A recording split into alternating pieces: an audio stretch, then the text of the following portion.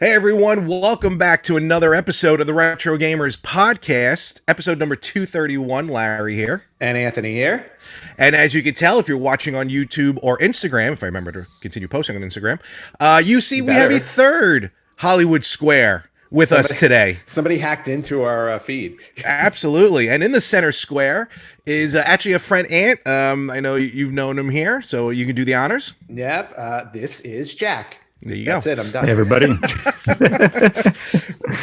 What's going on, Jack? How are you? Welcome to the show. Doing good. Thanks for having me. Nah, no problem. No problem. Look, you know what? Every once in a while, like we need to have a third person because I want to kill Larry sometimes. So I need that neutral party in here to keep me sane. I get that from everybody. You, Frank on the better half, my mailman. I don't get it. Why does everyone feel Frank, like... Wait, Frank is not your mailman? No, actually not. No, I know. Shockingly. Yeah, but he was a mailman from my ex-girlfriend. So that's a whole different ballgame. Oh, I feel so bad for what the next happened to her episode. mail.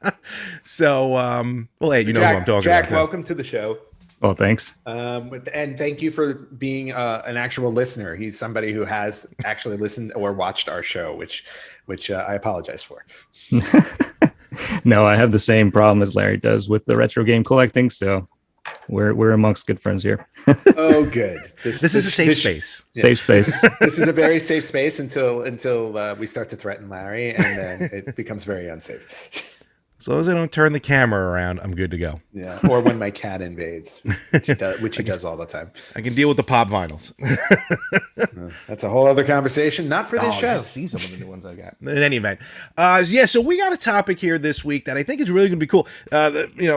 Jack, this topic that we're going to talk about may, be enlightening for some, educational for others.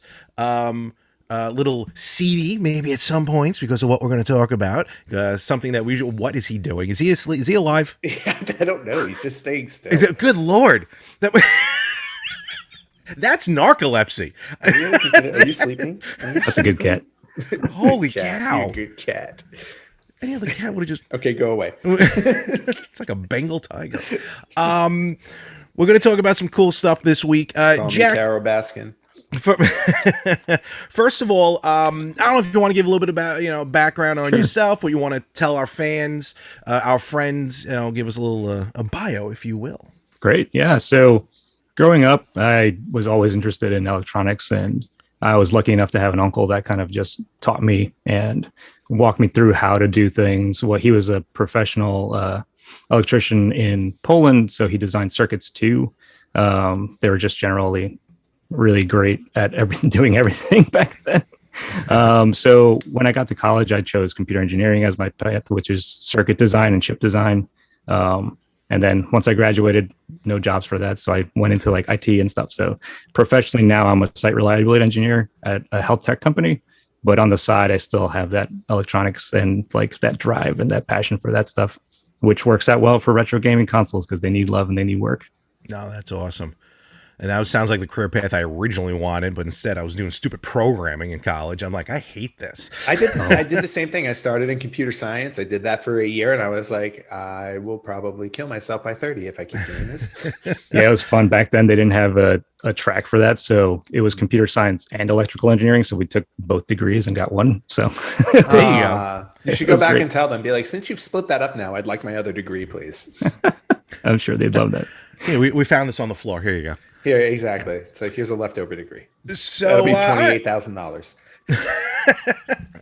There you go. So all right. So you definitely have the back. It sounds like you have not only the passion for like this whole world and craze of retro gaming, but you have the actual knowledge to be like, well, if that doesn't work like that, but I wanted to get it to do like that, maybe I can make it do it.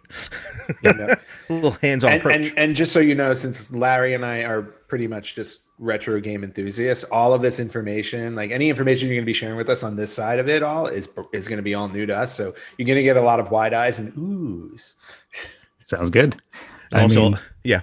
The same thing with me. I mean, going through all this like process of trying to figure out why my NES is not working great on my new HDMI computer, new HDMI TV was just an enlightening process for me as well. So this was just like good to share with other people in my journey and why I did things.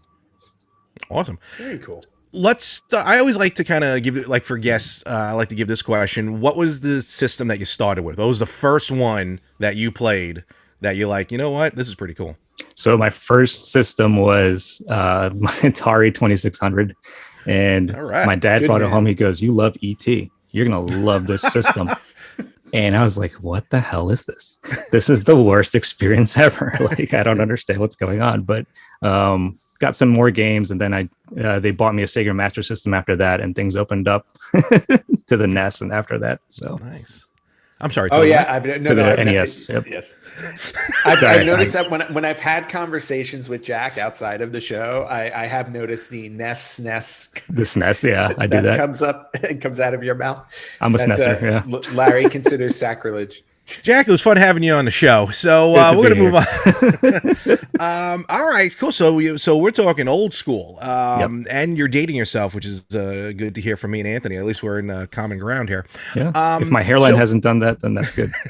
That's why I'm wearing a hat. So All good here. yes, no, you're surviving. So were you more It's now? what's underneath that stuff. That's all of us, and that's why we're here. This is more of a support group than anything else. So, would you say which side of the fence were you on then? Like in the height of the console war, Nintendo. Sega or Nintendo? There you go. All right, I like it. All right. I was a hardcore Nintendo enthusiast. All right, good. Not Sega, as Larry says, Sega. I loved my Segas, but just loved Mario. And part of that was just like being able to play with my family. It was one game that like my uncle loved, that everyone in my family loved. So it was just like more of a couch gaming kind of experience. Whereas like Sega, they're like, oh, that's cool, and no one would like want to play with me except for my friends. So Well, there you go. That just makes the decision for you. yep. Awesome. So all right, so then you got this the love of gaming, definitely Nintendo enthusiast in the beginning. I mean, we all were really. Some people may have been labeled as snobs, but whatever. I just shake that off. Or So- you just embrace it fully like you've done for 20 some odd years. Not anymore. Not with the systems I'm buying. Oh, no, recently. that's right. We've hit 30 years. Yes. Oh, almost right. Holy cow. Yeah. Um, Yeah, we old. So, so Jack, let me ask you a question then. You've listened to the show, and I'm sure you've heard of my plights and everything like that with, trying to recollect a lot of these old systems. Do you like still have a lot of your collection? I not only have a lot in my collection, but I did expand that significantly. So I have, if you know the IKEA Billy bookshelves, I have about 2 of them right next to me over here, full of retro gaming consoles, from the Famicoms to Dreamcast to all the Sega Genesis models, including the CDX. Thankfully to my friend who gave it to me. You have the CDX. I do have a CDX. I've been looking for one of those forever. And I would never buy one because of the cost. That's why. But my yes. friend's like, here you go. I fell off my chair. It's just such a Wow. nice gesture. Yeah. That's awesome. Okay, so is your friend also going to give you the TurboGrafx CD, because that's the other one? I was never a TurboGrafx fan, so I just can't invest into the hardware. I love the games, but I just can't with Yeah. my budget. Well, afford you know, a TurboGrafx well, you know what? The stuff. mini that they came out with has a lot of the like really like heavy hitters from the Yep. TurboGrafx 16. So if you have that, I think you're set. Yeah, and I'm into more now. I'm starting to collect all the gaming consoles for the portable gaming consoles. So I'm going from WonderSwan all the way up. I have Oh, like wow. all the Game Boys, and one thing that's missing is that PC Engine GTX or the GT, Mm. which is that Mhm. nice little thing. So I've been like Yeah. trolling Yahoo auctions right now to try to get one of those. But Nice. TurboGrafx Express, basically, right? yep, Yeah. yeah, Very cool. exactly. We may talk afterwards. I think I saw one recently, but they are pricey. They're very So, pricey. yeah, it's ridiculous. All right, so definitely you're into this world of collecting and everything like that. Do you still like have a lot of the old systems hooked up, or like have you kind of gone the way of, how do you merge the old with the new? Because you're in the business, you kind of know how this works. And me and Ann have talked about it in the past. Like a lot of these new televisions, like my my brand new television literally now has no composite or component input. Yep. Some weird connector I got to merge everything into, and that didn't even work. Yep. So like everything's HDMI nowadays. Correct. So what are your thoughts on now, kind of like how to go retro in 2021? Like how the hell to do it? So that equates to some things for me as budget. So how much money do you have to spend on this stuff? Because collecting can get very expensive. And even if you can buy it, properly maintaining these consoles so that they run for the next few years is also super expensive if you don't have the background to like mod these consoles or fix them yourself. Sending them to a modder, these are fantastic people and they do great jobs. That can get very expensive. And if you don't maintain these systems, they will degrade and fail. So the more you play them, the more likely they'll degrade and fail. So recently, because of space constraints, I've went the FPGA route, and we'll talk about that a little later, where I don't have to bother my wife and like get a stool and take down the Famicom from the top shelf and plug it in. And we're talking about like plug-in chains from taking the system, putting it into an upscaler, and then putting the upscaler into the TV. And that's one thing is like video quality. So getting upscalers that add no latency, and you can find these on Amazon and they'll be like $25 for a cable. You plug it in and suddenly like you feel like you can't even play this console anymore. And that's because they add variable latency sometimes, which means that when from the button push to the actual thing going on the screen, it might be different timings all the time, which is not a great experience. No, so absolutely things like not. the retro tank, like this guy. I've seen that before. Yeah, so these are great upscalers. So they'll take composite S video or component video and convert it to an HDMI signal for you to use on a TV and upscale it so that it probably looks great on the TV. So like by 2x or something else.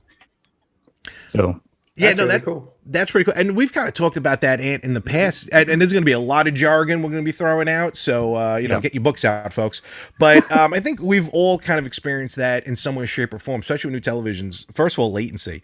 And I think it was early on we even talked about it. And Jack, he's already deep diving into it. Oh, and folks, for those listening, you can definitely always as well go and check out the YouTube video because there'll probably be some stuff we'll be showing that you'll want to see as well. And we'll try and put links in the descriptions as much as we can for a lot of this stuff. But we talk about latency, Jack's saying just like that delay between hitting the button. Yeah. I remember going all the way back to the Wii when the Virtual Console was a brand new concept. And I downloaded Super Mario Brothers, and I remember playing it on the Wii, and I'm like, this doesn't feel right. Like, I feel like I'm off by like half a millisecond. But it was enough to completely throw me off the tracks. And then just real quick, and then later on, that's when televisions like started coming out with a game mode. And when I finally flipped that on into game mode, again, that's just a little bit of what you can do, but that right there changed the game. Literally, I'm like, this is what it feels like. Yeah, and that's a great point too. Your TVs can actually add latency into the signal chain too. So having a TV that is vetted by like the retro gaming community to be great for gaming and add not too much latency is a good plus. But there's also like you can take that to the extreme, and they have replacement PCBs for TVs to like add minimal latency. I mean, we're talking depends on how far off the edge you want to go with this one. So yeah, exactly. I'm not ripping apart my television to make the change. That'll be one of two things: either the TV breaks or I electrocute myself, and I don't want to do either of those. Which, if you're doing CRT work and you don't know what you're doing, those big old tubes, don't do it. Don't touch it because that can easily happen. You can easily shock yourself, and you probably won't kill yourself. You can kill yourself if you have like pre-existing conditions or anything else. Well, you could also get superpowers, so it may actually be worth the risk. That's 6 12 half a dozen or the other. Yeah. It's like if I wake up, I may be able to fly. So latency definitely being an issue. You mentioned FPGA, and this is something that I'm not gonna say is new, but maybe like in the world of retro gaming is becoming fairly new in the last year or so, as far as the battle between all these clone systems that I have quite frequently deep dove into. personally and financially. So real quick, we'll talk about that later. we'll Safe space. what is FPGA, if you don't mind? Sure. So, to better explain why and what, so Here's let's a cartoon. say, here's a cartoon. um, let's say like back in the days, Nintendo or anything else would take all these off-the-shelf components and make video components onto output things, or CPUs that they would have and modify slightly to be sort of what they needed them to be. And that's why you see these big PCBs with all these components on them, is because they're all off-the-shelf components that are doing different things, right? The next step in that was creating those chips to do most of those functions, called ASICs. So these integrated circuits are pretty much companies going in and designing these chips, and the inputs and the outputs of those chips to do what they need to do without having to use all these off-the-shelf components, which gives them a little bit more control over like what that component will do and manufacturing processes, et cetera, right? FPGAs are sort of like that, but instead of being at the factory created for a specific purpose, they're just generic chips that the end user can program. So what you can do is you can take this with using a hardware language that we use to program these chips.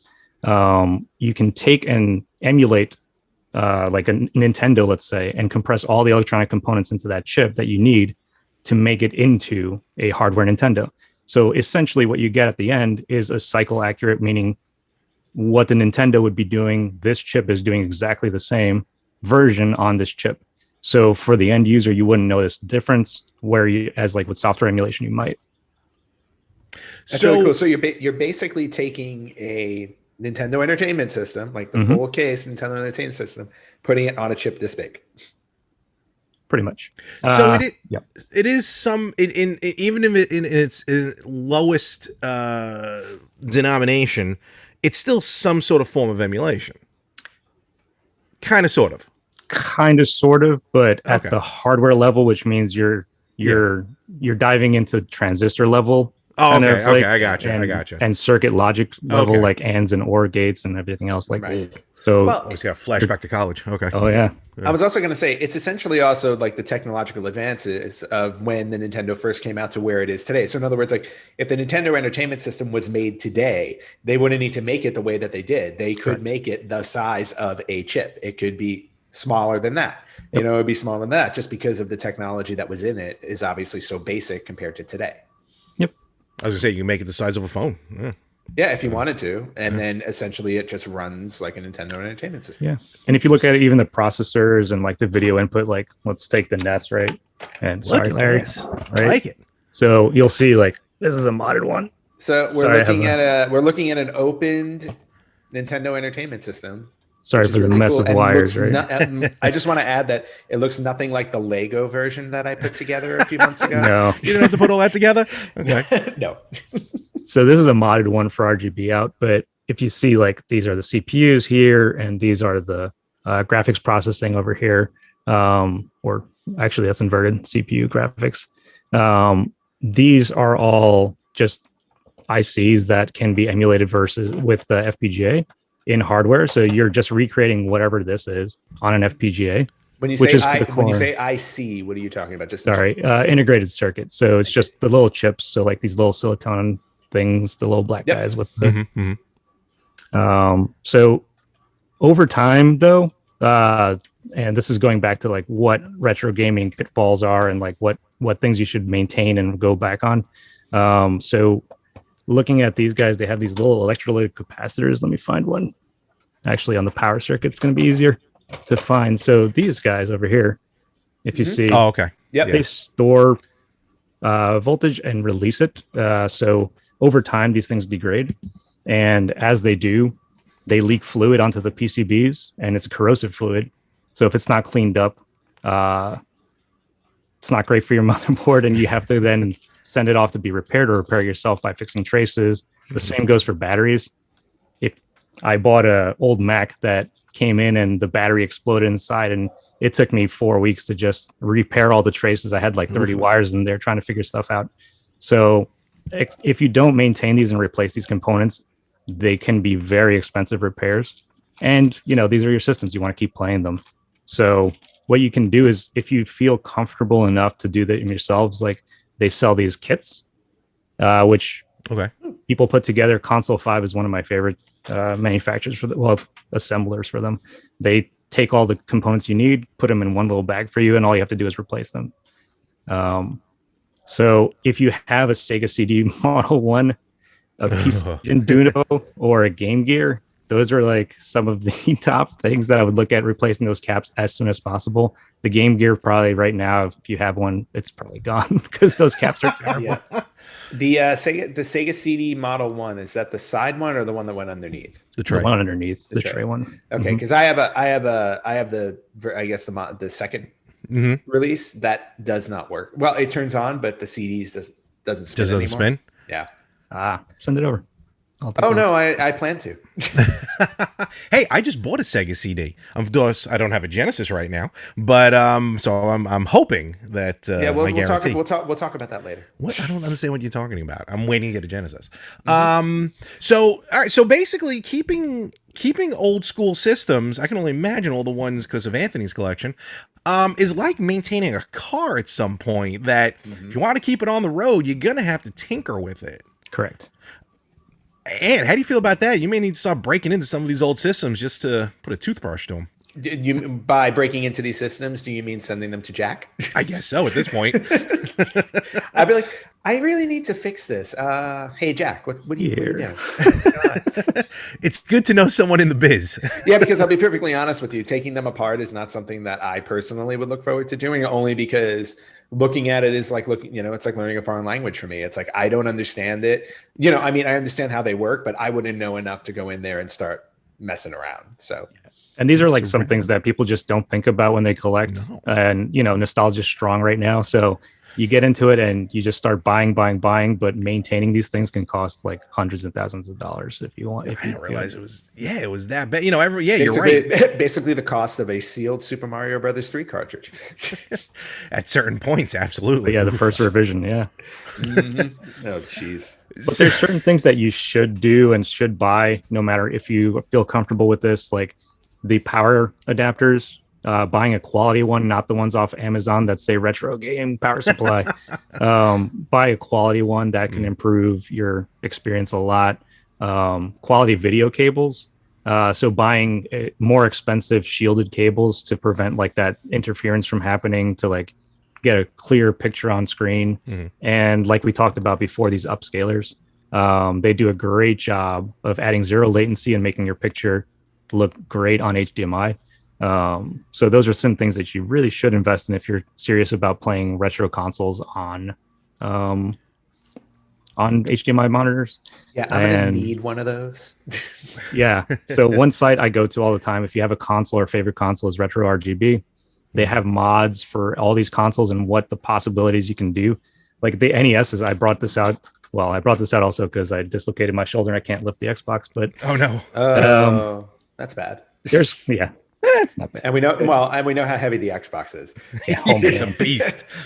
And that actually, now that we said Xbox, that has a capacitor on it that they put in to act like a battery, and that leaks all over Xboxes and destroys those motherboards. So as soon as you can, if you have an original Xbox, cut that thing out. That's the simplest mod you can do, and that'll save your Xbox. Okay, how many of my consoles do I have to send to? It's going to be cheaper for Jack to go to you. Well, in my current state, I'll just come to him.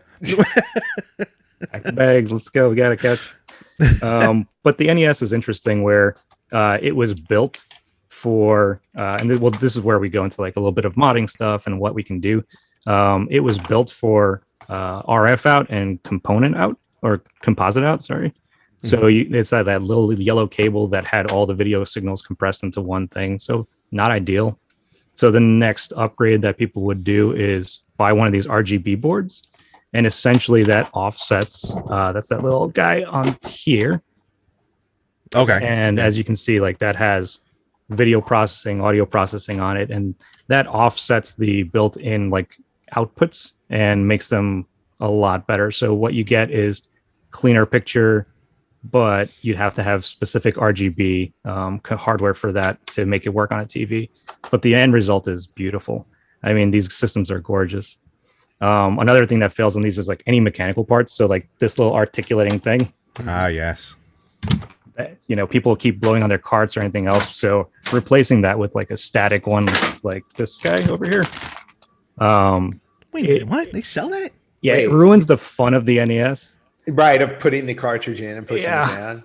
But it also removes the annoyance of having that mechanical failure. I don't know how I feel about that. That's why it's in my hand and not in the system. I'm still just like, you know how I feel about that? I feel great about that because I am tired of trying to get these things to sync up so my NES will work with my games. Well, because sometimes it takes like 5 or 10 minutes just to get the game working. yeah. Do you ever do? I don't know. Maybe I don't know if I was the only one. Obviously, back in the day before there was internet, I still don't know how the information of blowing into a cartridge spread across the world. But nevertheless, besides that, you ever do the other thing where you would take the NES cartridge, you would lower it enough where it hits the edge of the NES, and then you kind of force it down into it. Oh, okay. That was another thing that we did. I did that all the because time. that used to work for me as well. But I almost feel blasphemous on that other piece. Well, Yeah, no, but a little bit. did you ever though have an experience where you put the cartridge in, did not push it down and it worked? Because I've had that happen before. No, I don't think I've ever done that. I I probably thought my Nintendo was going to break. No, I've had that happen a couple of times where I would just put the cartridge in and I'd turn the system on and it would work. And I have no idea what kind of magic was going on with that cartridge, but like I was like, I'm not going to mess with it. The only problem with it was though, like I think after playing a couple of minutes, like as soon as like there was any type of vibration in the system, like the game would stop. Yep. But still, I would get a game to run without actually pushing the cartridge down. It can't work because what happens is those pins bend down when you push it down and kind of make connection with the cartridge. So it could have just been you had like nice tight connection. There you go. Yeah, See exactly. it? Nice tight connection. There you go. Yeah, you know what? It's the only one I've ever had in my life. Oh, Hey. bingo. This is already being very. I'm so intrigued that And this Larry's is going very to take interesting. apart one of his consoles to try it. I'm just gonna rip it, like the Hulk. Rip it like that all right, virtual so- boy that I gave you. You know what? It's been a very long time since you mentioned that, and it still hurts. I have. Jack, if I did you- send you, Jack, did you see that? What? Did you see the Someone episode where I destroyed sent Larry because I'll his just- birthday gift? I sent. not someone destroying the Virtual Boy, wherever he is now. I don't know where he's gonna be in post, but Yeah. that guy destroying it. You need to go back and see the video of Larry's birthday gift from me when I gave him a Virtual Boy that was sawed into pieces. Jack, you'll Oh cry. no. I mean, I still have the pieces too. So Heart's still breaking in the already. box. Oh, Best birthday terrible. gift ever. There are ways to consoleize these systems too, which means that you're taking them from these portable devices. Wait a minute, type of things Jack. Hold on, I'm interrupting you. Are you telling me right now you're about to tell us there's a way to salvage to that. get the Virtual Boy Oh. from the visor You can't. to your television? And let me tell you why it can't happen. I am. No. Let me tell you why it can't happen with the one that Larry currently has. Not only did it get sawed in half, but we also hit it with a friggin' hammer. You did. It's Oh it's- no. Mine may be very destroyed. Yeah, but that's interesting. It's in 1,000 pieces. Yes, it really is. Oh, It hurts. the but insides. interesting to know about. Actually, you know what? All joking aside, I think that's like one of the newer crazes is trying to get a Virtual Boy on TV. I'm Yeah. not trying. People have. But hey, Game if Boy, you want to try and put it back together, we'll gladly record that for the podcast. A lot of crazy glue. A lot of crazy glue. If the PCB's still intact or some semblance, I'm gonna let's say give it no. a try. Oh my. Probably not. Oh. So you're showing a lot of like with this, and it looks like the labor of love that you're putting into the systems and everything. Talking about the output, I've always had this. I'm not going to call it an argument, but just a little back and forth where I'm like, okay, you can do all this to make an NES look absolutely crystal clear, gorgeous, the way God intended. But when we played it back in the day, we had terrible televisions compared to today.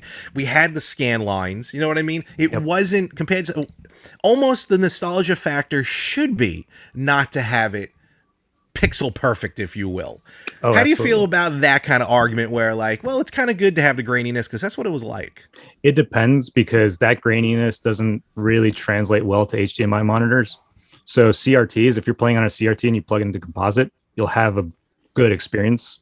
And that's how I play it upstate. When we go upstate, I have like an NES hooked up to an old CRT with Nice. composite, nothing fancy, and it's great. But if I do that here through these converters and everything else, not the best experience. So the point of modding these consoles to get that picture that you need is to mod them to look good on current hardware too.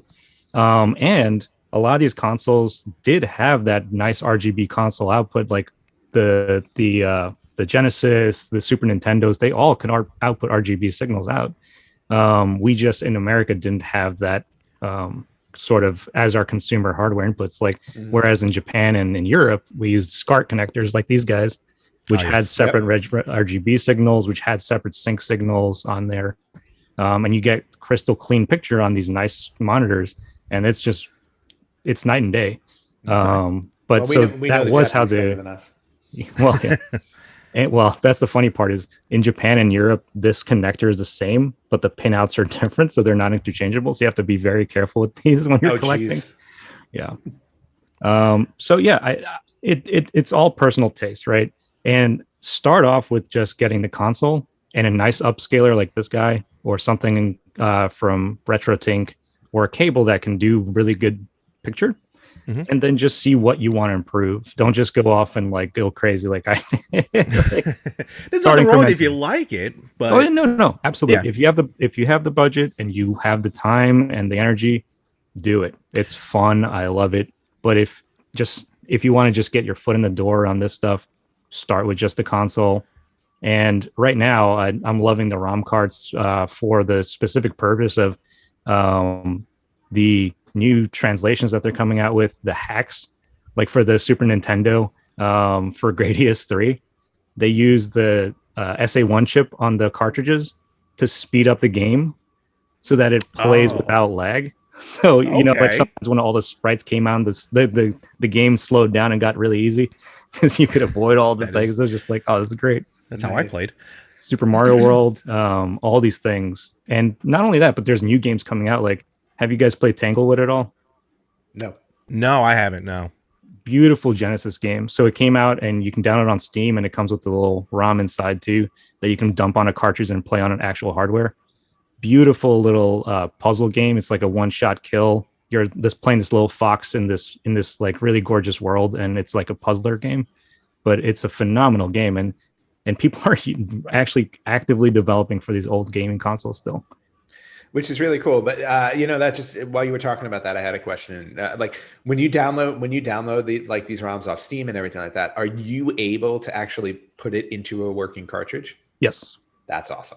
And the way the developer licenses it, you can, right? So in some cases, like if you actually can versus like if they allow you to in the license or two different things. So this is a very gray area sometimes, but specifically with Tanglewood, I think it's allowed. I've been seeing that more and more on, all joking aside, on the Kickstarters. Sometimes you can pay a little less to get the ROM, to get just the ROM. And then they say, yeah, you can put it on like an EverDrive, or if you can put it onto an actual cart, if you're able to do that, to play on your old system. So I think that's kind of like the next wave. And Jack, like even you're saying, there's a lot of these new independent publishers who are just kind of doing their own thing. The last couple of episodes, I showed some of the games. Dedius that I got on Game Boy. Again, that was an independent publisher who just released the game on a Game Boy. I just ordered Genesis, a shoot 'em up, brand new for the Game Boy, and that weird Tetris clone that I haven't played yet. So that's kind of becoming the new thing as well. And they're just ROMs on carts. Yeah. Well, everything's a ROM on cart. I was just going to say, yeah, that's exactly what games are. Now, Jack, looking at how you've been tinkering with the old stuff, because I've seen some modifications on, when I say newer systems, I would say people are probably tinkering. You said maybe up to the Xbox. Saturn Plus, you mean? Yeah, I was going to say, like, up to the Saturn is what I've been looking into, because I just recently got a Saturn. I got the Dreamcast. and I saw some mods to those systems Sure. that I thought were pretty interesting. That would allow, and we've talked about it in the past, and about the emulation, because that's kind of what we're getting into. Just a pure, just dumping 100 games or 1,000 games onto here and playing, and we can talk about that in a minute. But Jack, I just want to get your idea on some of these mods on these newer systems. When I say newer, meaning like Dreamcast, Saturn. Sure. Yep. Have you done them? Because I saw one real quick. Like basically, they just took the laser out of the CD tray and just put a casing in, and literally just a mini micro SD card. Excuse me. Just put right in the middle and let it run. Oh, he's moving. He's on the move. I think we're gonna get a visual. So just like this. So inside you see. This is my Dreamcast. Wow. It's Basically, HDMI modded, and it has a cart inside. Yeah. So this replaced the ODE. My laser died, so don't go throwing off good lasers. Laser. But what it does allow you to do is just dump all these CDs on there, and speeds up access times a little bit. But to the most part, they try to get them to most accurately like emulate the CD drives themselves. And a cool thing I did also is if you see that little port. That's an HDMI port. Oh wow! Look So at that. This mod bypasses the analog circuitry completely and outputs a clean HDMI signal. Wow. And it's updatable via Wi-Fi. They're doing really cool. Wait a minute. Did you just say that you modified that to be Wi-Fi? Sorry. The person that created the circuitry. It's all updated since it's FPGA, and like we talked about. If you wanted to fix an NES, you're desoldering components, right? If you want to fix an error on FPGA, you just upload a new version of the code. You have a completely new chip, right? Awesome. So it's firmware updatable, and just the picture is amazing. And what's now, there's a lot, like you have the retro pies that are out there, that you just these little boxes that will take in a micro SD card. Yeah, and then you have like 50,000 games on it. I love them. But what I was going to say was to modify that system, to modify a Dreamcast, to take an SD card, to play those emulators. I guess you're better off doing that, because then you're taking advantage of the hardware, as opposed to a retro Pi that's got to emulate everything. Yeah, correct.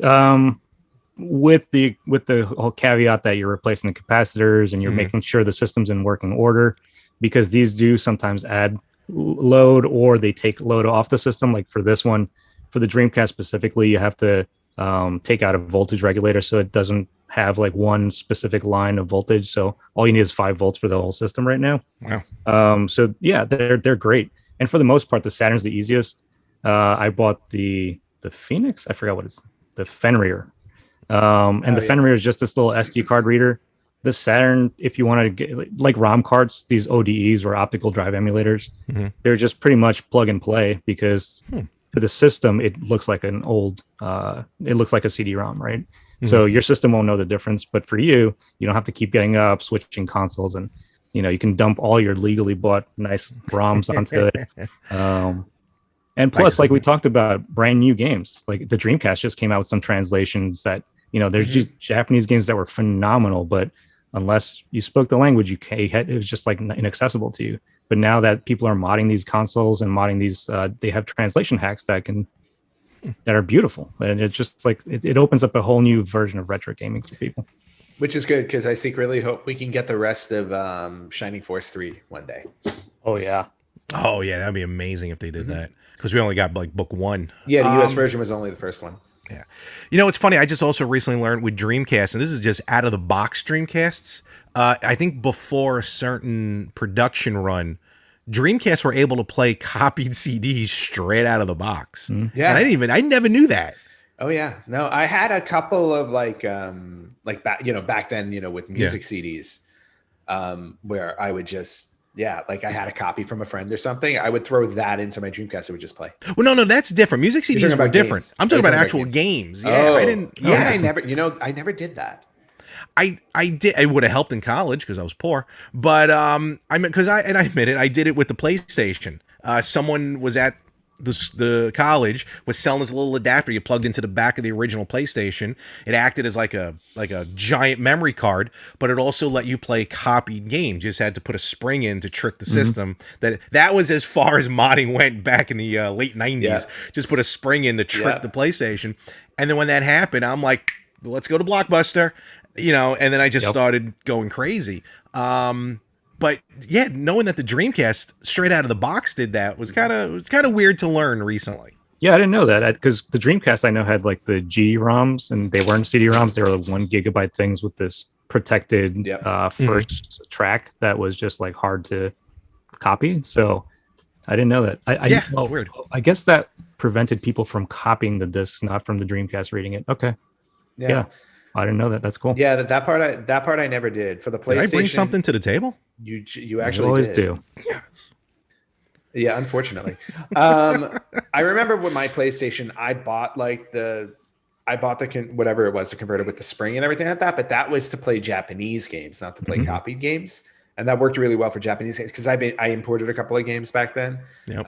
When I used to work at a video store. Yes, that worked out real well. Exactly, because I would just order stuff in and I'd be like, okay, cool, I'm gonna play this, and games that were not released in the US, which was really cool back in the 90s. Like, I got a game from Japan before eBay came out. No, a lot of those games that you picked up were awesome. So. Jack, let me get your opinion on something here as far as now we're starting to talk about emulators and emulation and stuff like that. So, okay, yes, it's 2021. There is a library of games out there, and just more and more people are starting to go the emulation route where, hey, look, I can just download Super Mario Brothers or this $1,500 Sega CD game. I just download it onto a cart, throw it into an EverDrive or whatever, and play to my heart's content.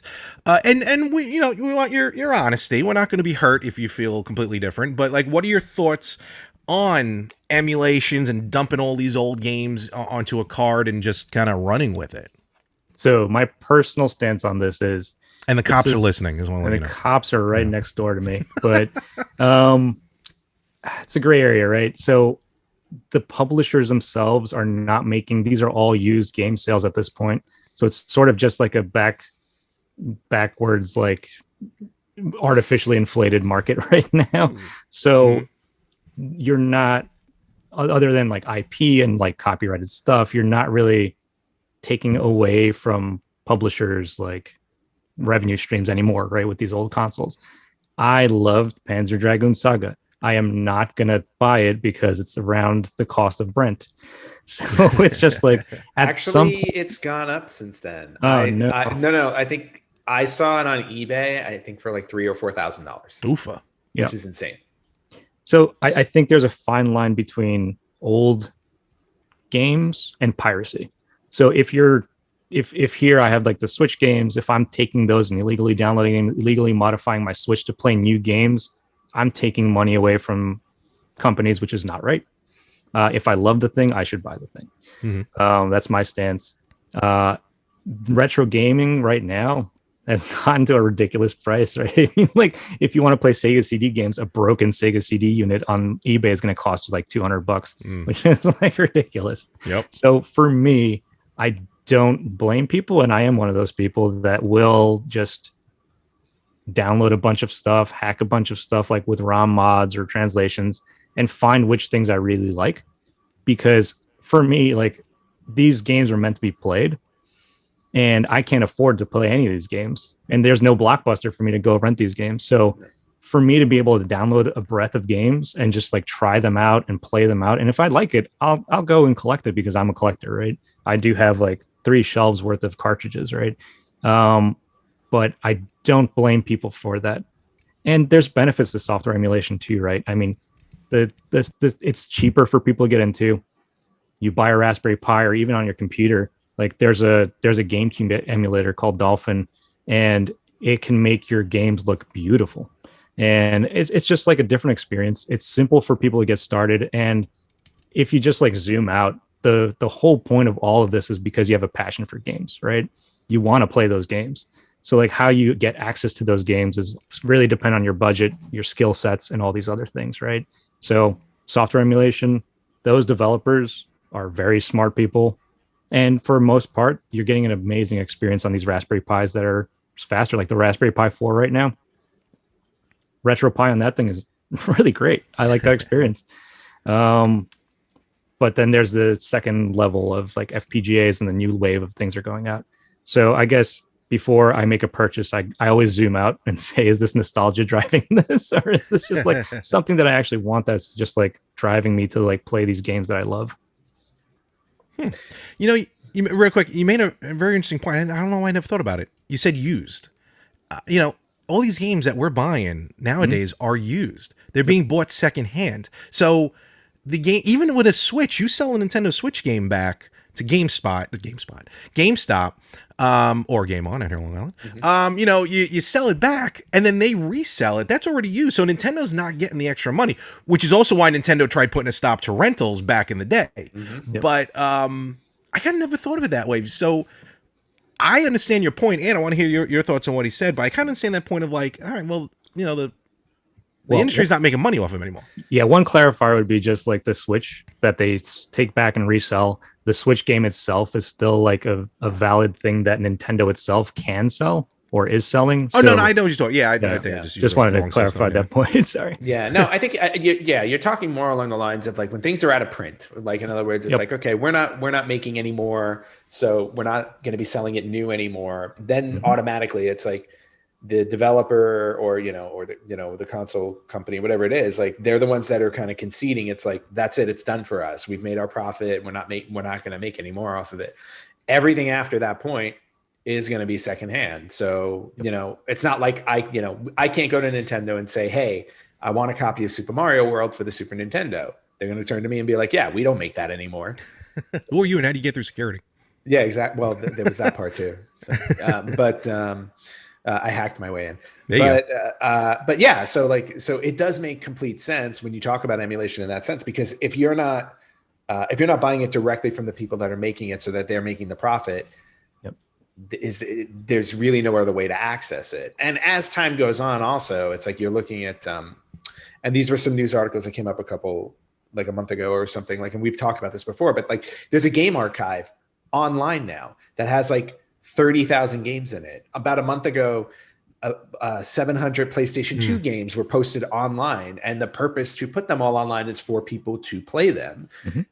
Developers aren't going after these because, again, to your point, they're not making new ones. They're not selling them. So it's the only other way to really access it without going to essentially a secondhand seller to buy it from. Yeah, and that's a good point too. Is like, if a developer like Nintendo issues a remake of a game that's out of print, buy the remake. I mean, give them a chance. But like Larry for does that every emulation time. Specifically, he has like 40 copies of Super Mario Brothers. Almost digitally and physically with all the versions. But I draw a fine line between emulation and ROMs. So emulation is 100% legal. All these developers are doing is in software trying to recreate to as accurate as possible these old consoles, but the ROMs that input into them are the kind of gray area. But emulation is great, and FPGAs are the next level of mimicking hardware. And that's what I want to mention right now. And it's been amazing. I mean, Jack, you bring a lot to the show, and this has been awesome. And I kind of want to get your thoughts now on something, because you're talking about FPGA versus emulation. Recently I finally got, I've been tinkering a lot with. No, you haven't. Old system. No, not physically tinkering, because I'll kill myself. You haven't been. Let's use a correct word. I've been buying, yes. A lot of these clone systems, and I started out getting Hyperkin. The company Hyperkin, who I love. They're a great company. They put out a lot of clone systems for years. They just put out their Hyperkin Retron SP, I think it's called. Basically their Game Boy system that you can plug into the TV that supposedly is running really good. But a lot of people complain because that's all emulation. And I'm like, I don't care. I've always said Hyperkin is Kmart versus like Analog, who's Ferrari, as far as the type of systems. You pay for what you get, and that's fine. When I got the NES, the Hyperkin's NES HD, someone pointed out that it's not really running correctly, which made me mad. But then the Super Nintendo was cool. But then as time went on, I went to order the Polymega. And the Polymega, even though it was going to be all Emulation, I'm like, this is gonna be pretty cool. And then we had the saga from a couple weeks ago, where I'm like, you know what? I'm done with Polymega. I've waited 2.5 years. I'm done. So then I finally now got the. Oh, then I've tried the Retro Freak. I also have a Retro Bit Trio that plays 3 systems there. Because I had to throw the Retro Freak out because I just got frustrated with that one. And then I bought a second Hyperkin Nintendo because the first one, the doors broke on it on top. Like where you put the cart. And I got mad and I threw that out too. So I got that second one. But I'm probably going to throw those out anyway because now I have analog. And analog is FPGA. Analog, I have the NES and the Super NES. And they are gorgeous. I've been playing them. They're amazing. I texted the owner of Game On literally the other day, said, my love for retro gaming has now reloved retro gaming because of how all this is. So what are your thoughts then on like these clone systems, like analog versus Hyperkin? Because I've kind of gone through a few of them, and I think I finally hit what I'm looking for. Yeah, so that's exactly a good point. Is with your budget, and you get what you pay sorry, for what? with Hyperkin. Oh, what? So Yeah. Bouger, they call it. Well, But your point is right. You get what you pay for, and with analog, you get FPGA cycle accurate emulation system. Like they have a developer that does these. Kevtris, I forgot his name. Super smart guy, super passionate about retro gaming. They also, upsell you on the shipping, which is right. I don't like that, but Hyperkin itself, you get what you pay for. It's nostalgia writing emulated systems that are sometimes good, sometimes not. Variable latency all over the place. So for me, I'd rather buy a Raspberry Pi if I'm going emulation route, rather than Hyperkin or something else. And if you where you stand on the ROMs things, get a ROM dumper. Dump your ROMs legally, do it the right way, and then put them on a Raspberry Pi if that's your thing. You'll get a much better experience, in my opinion. And mostly because the community that runs the RetroPie stuff, that runs all this other stuff, they're passionate about what they're doing, and it's all free open source stuff. So this is labor of love that they go into, rather than a company that is trying to get multiple product lines out. That might not have regular updates for these products, that might leave you hanging.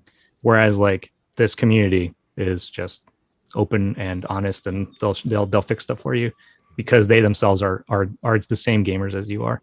Cool. Not to say that Hyperkin, the people that work there aren't, but their products, you get what you pay for. Gotcha. Yeah, and it's interesting. It's interesting too, Larry, that you bring up literally all of the systems that you purchased and thrown out because what am I going to do with them? Well, but also it just brings up something that we should talk about with you. And since you said this was a safe space earlier, and Jack has been listening to our show for quite some time, so I think it's time that we had a little talk with you. We love you, Larry. Yeah, we love you. I just met you, Jack. We love you, man. We care about you. We support you, but we're concerned. This is an intervention. What are you talking about? We think you have a problem. I mean, I have a shelf full of liquor, but I don't drink it every night. There are other problems besides liquor, and Jack, we'll talk to you about that separately. But but different with all of the frivolous spending that you've done with your consoles, and you're getting angry and throwing them out, or not even thinking about returning them for refunds. It's we think you're out of control. I mean, I've gone through. All right, I've probably discarded a good handful of systems. I have emailed, I remember emailed Hyperkin about the door, but I was like, you know what, forget it. I'll just do that. I'll just get a new one. Sometimes it's easier to buy a new one. The Joy-Cons, Joy-Con drift started happening. Instead of returning it to Nintendo, just buy new ones. It's easier. But it's not easier because you've paid for these things, and they will replace them for nothing. All you need to do is send it back to them. It's the same thing as you getting up and or either ordering something or going to the store and buying it, except you're sending it back to them for free, and then they're sending it back to you for free. So, perfect example. When I got my Nintendo Switch, and I was playing Zelda, and I noticed the Joy-Con drift on my left Joy-Con. I contacted Nintendo, and they told me, they're like, okay, you need to send back the entire Switch in order for us to test it and make sure that, you know, we need to replace it. And I did not have my Switch for a month. Was it a little inconvenient? Yes. I was like, but I didn't run out and spend $100 on new Joy-Cons or even like a new Switch because I thought maybe the Switch was the problem. It's like they did everything for me and it was fine. And it didn't cost me a dime. But, you know, I mean, but Hyperkin, like when I had the Hyperkin systems, I realized it's not, you know, there are some issues with them. That's when I'm like, I mean, even though I have the Hyperkin sitting in the back, I have the Retrobit system sitting in the back. But then when I got essentially, I guess now my third or fourth NES clone system that I have in the apartment, when I got to the, you know, sometimes you got to go through that to get to where you know, the ends justify the means. Now I'm at the analog, and I've learned the hard way because I had the analog on order originally. Then I canceled it because I thought it'd be cheaper to get the Hyperkin. I mean, right, but you can also learn. That was a long time ago. You can also learn through proper research and asking people their professional opinion on things and having just a little bit of patience. That's a virtue that's tough to find. But do I have a solution for you though? And Jack has a solution for you for only $9.99. We're only 20 payments in that. So like we were talking about FPGAs and like all these old consoles that are being recreated on FPGAs. There's a project called the Mister, and this is what the hell is that? So this is I 3D printed this. So this is just like he just said it. This is a FPGA emulation device. So inside here, like you can see the HDMI port. I can output to like an actual CRT on this thing. But the cores that are on this thing, you have anything up to the NES, Ataris. They are now taking arcade boards and putting them on here. So arcade board collecting, if anyone knows, is an insanely expensive hobby. Oh, I can only imagine. So the worth of this, yeah, thank God for MAME, exactly. But this is the actual arcade boards on there, up to the CPS2 that they're trying to do on right now, which like will give you Mortal Kombat and Street Fighter and all this. Is it Mortal Kombat CPS2? I don't remember. Street Fighter definitely, but so basically what they are these little boards. So this is like an FPGA right there. Okay. And these are boards sent out to developers. And all you need is a RAM stick on there, and an SD card and a USB dongle, and you're off to the races with like hundreds of consoles, including old computers like the Amiga. It does Amiga emulation. It does 486 emulation, so you can run your DOS games on this. Ooh, that sounds really interesting. You know, I guess I do have a confession. You know, you guys. It's okay. You can admit this. You can. No. I'm cool. No, I'm cool. But you know, Ant. You know, we've been doing this podcast for a very long time. We've known each other forever. Jack, I just met you. But you know what you're doing. You're a cool guy, and he loves you. I may have in the past, even though we talked about emulators, I may have in the past went out and purchased a modded classic NES Mini with an external hard drive that had over 20,000 games on it. Tisk. Safe space, let it out, man. Yeah, it's all right. It's okay. We're all friends here. I've probably played it twice. Like everything else in your collection, yes. I mean, you did just buy a Dreamcast with no games. To be fair, I thought I had the games. I didn't realize Ms. Pac-Man Maze Madness was on the PlayStation. I must have rebought it down the road. So I may have dealt with some emulation already. I also bought a RetroPie on a Raspberry Pi, so I've done that as well. That one I gave away though. Yep. And then I went out. The one you should have kept, you gave away.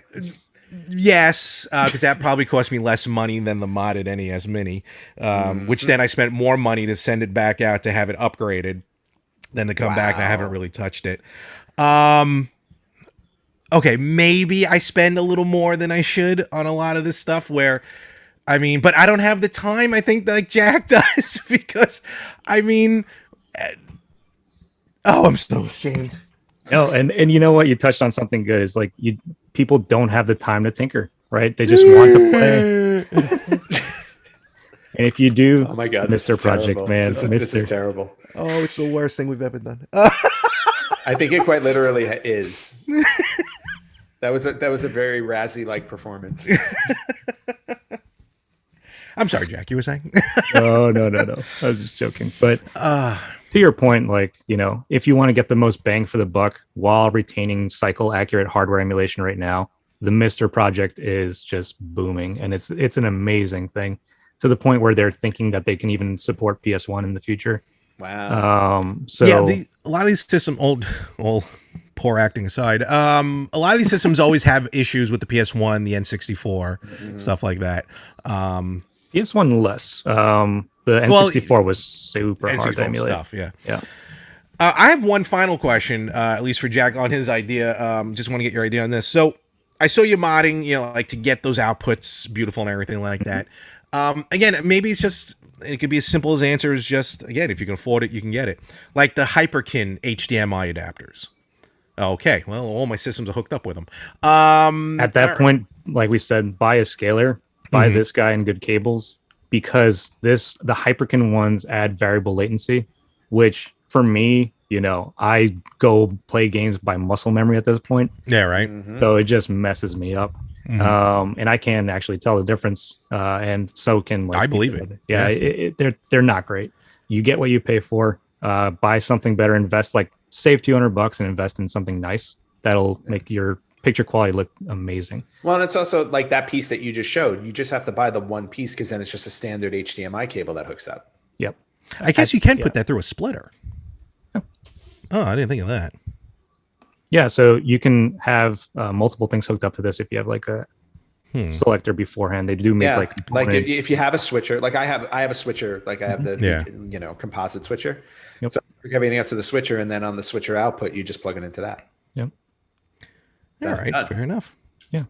And if you have retro gaming consoles, that's the way to go.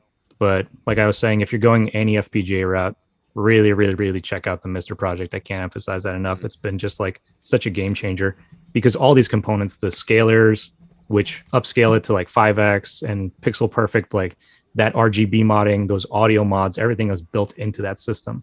So your upfront cost of like probably $400 for the whole package, like a fully loaded out Mister, will save you thousands in the long run. So it's just amazing.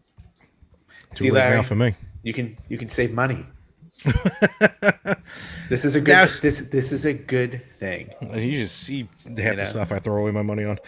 But in any event, no, that was a lot to absorb, really, at this point. And do you have any other questions or anything you're curious about? No, I mean, not about me. You can ask Jack. No, well, my first question was going to be, Larry, are you okay? I'm fine. I don't know what you're talking about. I'm fine. No, and no, Jack. We're not continuing that. Okay. No, we're not. No, we're not. We're just going to leave that alone. You can go cry for the rest of the day. I don't care. I'm a good friend, I swear. No, Jack, everything was just super informative. I don't have questions right now, of course. I will look up the Mister Project, because I'm very interested in that. Yeah. But of course, if I have any questions, I'll just ask you when we play games. So. Sorry for bumping into you all the time, man. Yeah, no, I know exactly. Yeah, we play Rocket League. And, okay. And Jack just has he just has this thing where instead of going after the other team, he likes to run me off the road. So in the game, he just loves to hit me. I get that feeling sometimes too, Jack. Don't worry about it. Yeah, it's okay. Unfortunately, with Larry though, he always misses. Baboom. So, Jack, do you have anything to promote? I don't know. Like, do you have a social media or anything like that? I have nothing. How the hell do you not have social media in 2021? I'm an online ghost. He's the new Unabomber. Holy cow. If you are interested in any of this, check out MrFPGA.org. If you are interested in modding old consoles, check out RetroRGB.com, and they will teach you how to do things safely and how to do things well. And there's just a ton of stuff to cover. So really check out things if you're interested. Or just send stuff to Jack. He has a PO box. No. Yeah, I think you just might have found a new form of side income. Yeah, side business. no. Hello. No Yeah, Jack, time. send us all the links afterwards. We'll put them up Yep. on the YouTube. We'll put them up on the podcast descriptions, Yes. so people can definitely check it out. And folks, we're gonna wrap this one up. We Yes, we went a little are. long, but we hope you enjoyed this. Jack, thank you very much Thank you, Jack. for Thanks for joining having us. me. Yeah, this was fun. This is probably the most educational show we've had since Dr. Bean. Oh, do I have to put like an EI bug on this thing? Maybe Might happen. educational and informative. Yeah, I'll just put it over your face. Hurts. It hurts every time. It hurts. And yet I still do it. It's because I care. Safe space. Of course. Where can they find us? You guys can find us on Facebook.com/RetroGamersPodcast, on Instagram @RetroGamersPodcast, on Twitter @RetroGamersPod. You can listen to us wherever you listen to podcasts. We are absolutely everywhere. Or you can watch us on YouTube and IGTV if Larry is putting it up, as he said earlier. Which I missed better a couple be. of weeks. I missed a couple of weeks. I'm We'll sorry. catch up, man. I will. We keep making these long. I only put up an hour. I know, but well, you know what? It doesn't stop me from doing it, you slacker. You can find me curled up under the bed later on tonight. Don't so worry. Go back and think about all this. I'll give you a safety call later. Just to But, check in. Again, Jack, thank you very much. And folks out there, if you have your thoughts, your opinions, on emulations, on mods, maybe some cool mods that you've done or whatever, definitely hit us up on the Facebook, on the Instagram, wherever you can find us. Definitely interested in looking into it. This is a new world I've kind of just become familiar with, because when I'm posting a lot of these new systems, I'm new to me systems, a lot of people are saying, oh, check out these mods and stuff. So I'm just starting to get my feet wet into this. But I'm looking forward to it. And again, Jack, enjoy. All right. Thank you very much. Thank you, and Jack. have a wonderful week. I didn't get a chance to ask you where the hell you are, but I guess we can do that next time. No, I'm still home. Okay. I'm still in my home, just a different room. You actually put up a wall. Behind that wall are all the systems. Yeah, basically. Unlike New folks, York, he has different rooms. Yeah, there's more than one. Yeah, there's more than one room in Florida. This is true. And folks, we will catch you everywhere next week on the Retro Gamers Podcast.